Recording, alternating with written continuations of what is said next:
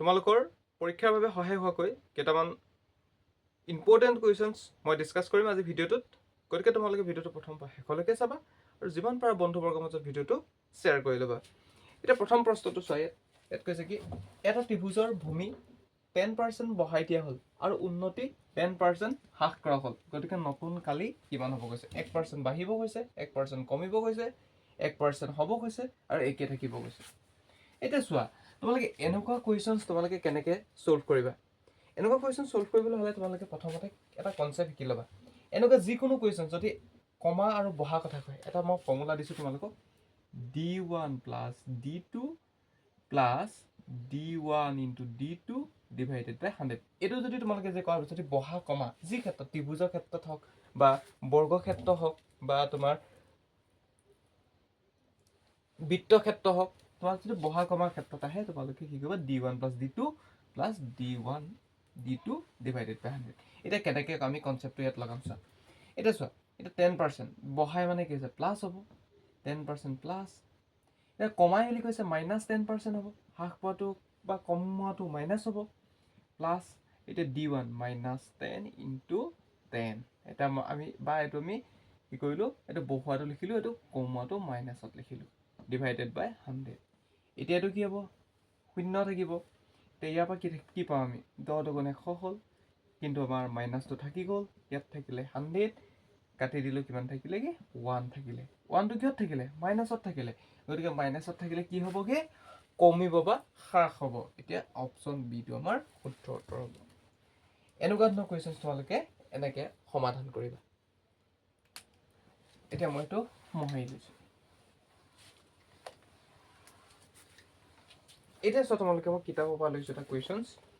এইটো সমান্তৰ প্ৰগতিটো পালোঁ মই কিতাপখনত। এই সমান্তৰ প্ৰগতিও মই তোমালোকক 19 নম্বৰ কুৱেশ্যনছটো, যিটো পৰীক্ষাত আহিবলগীয়া কুৱেশ্যনছ 19 সমান্তৰ প্ৰগতি 5.2 হয়। 5.2 আমাৰ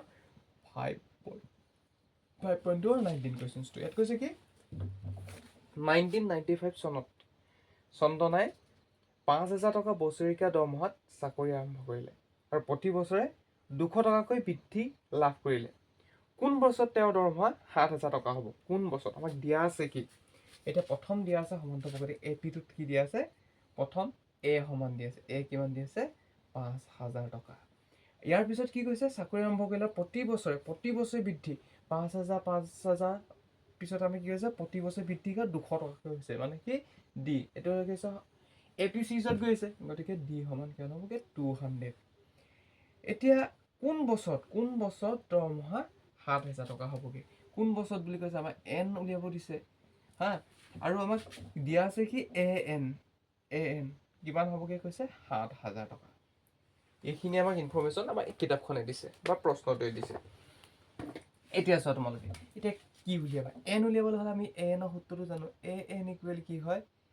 এ plus N minus 1 whole into D. তোমালোক সকলোৱে জানা এইটো সূত্ৰ।